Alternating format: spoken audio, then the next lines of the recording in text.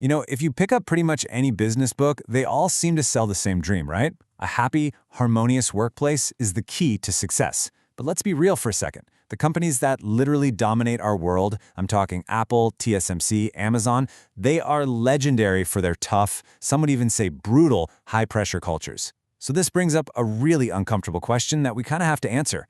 Why does being so harsh seem to work so well? So first up, let's really dive into this paradox of success. Because it's a direct clash, isn't it? It's the feel-good theories we're all taught versus the cold, hard reality of what it actually takes to win on a global scale.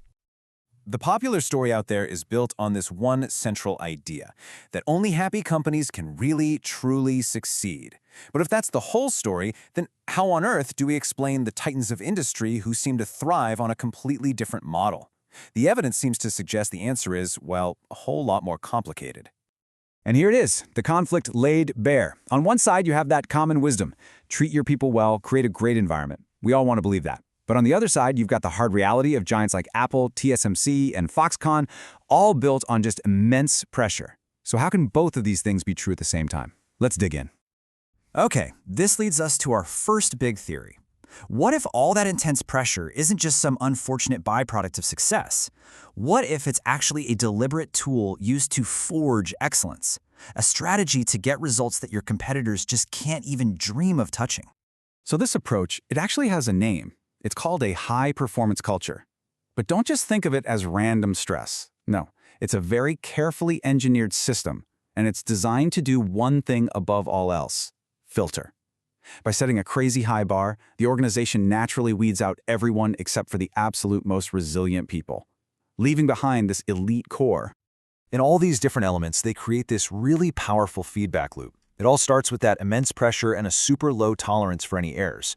This system, over time, just systematically weeds out anybody who can't keep up, leaving only the top performers. And what does that do?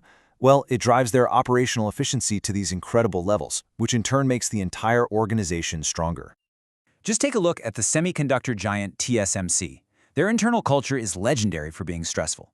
But that immense pressure is exactly what allows them to hit the best manufacturing yields in the entire world. I mean, when you're playing a game of nanometers, there is literally zero room for error, and their entire culture is designed from the ground up to eliminate it. But here's the thing. A high-pressure system only works if you have the right people in it. And this brings us to unyielding leadership and the strategic importance of talent. See, it's not just about how much pressure you apply, but who you're applying it to. The CEO of Netflix, Reed Hastings, he calls this talent density. The logic is pretty ruthless, but it's also really simple. A high-pressure environment filters out mediocrity, leaving only your A players. And when your entire team is just exceptional, communication is faster, innovation just flows, and the organization's performance just multiplies. This quote from an Apple engineer is so telling. Comparing the work environment to the Navy SEALs, that perfectly captures this idea of talent density. It's all about creating these small, elite teams that are put under just immense pressure to achieve what most people think is impossible. And the result? Well, you get products that change the world. And this kind of culture is always driven from the very top. Leaders like Steve Jobs or Elon Musk, they're famous for the style, right?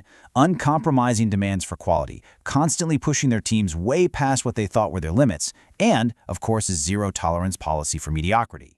For them, excellence isn't something that's born from comfort. It's forged by being relentlessly pushed. And this demanding style, it can lead to genuinely historic breakthroughs. I mean, Elon Musk's extreme demands at SpaceX were incredibly stressful, no doubt about it. But they directly led to reusable rockets, a feat that has completely rewritten the economics of space travel. So, okay, you've got immense pressure and you've got elite talent. What does that combination unlock? Well, it unlocks the third critical factor in today's economy: pure, unadulterated speed. This concept is called time-based competition. And in fast-moving industries, being first to market is often way better than being perfect. The company that can learn and adapt the fastest is the one that wins. And a high-pressure culture is basically the engine that drives that incredible speed. And Amazon is the absolute master of this. Their internal processes are built for one thing: speed and rapid experimentation. They launch new features so quickly, get real-world data almost immediately, and then they are absolutely ruthless about scaling what works and killing what doesn't. This high-speed cycle lets them consistently outmaneuver and out-innovate everybody else. So, Is this the secret sauce? Should every single company just go out and adopt a high-pressure culture? Well, the clear and resounding answer to that is no. This approach is definitely not a universal key to success. The key thing to understand here is that this is not a one-size-fits-all solution. A high-pressure culture is a very specialized tool for a very specific job. It really works best in these high-stakes industries where just a single mistake can be completely catastrophic.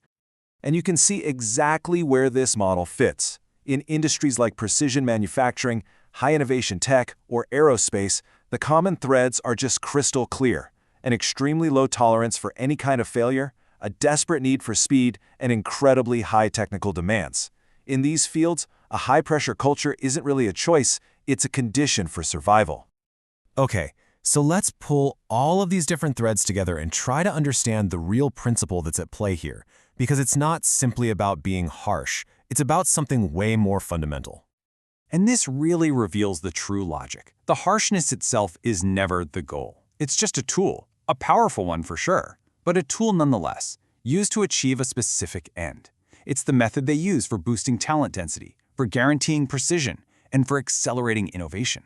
It's how these companies build a competitive moat so wide that nobody can cross it. And this, right here, is the real takeaway.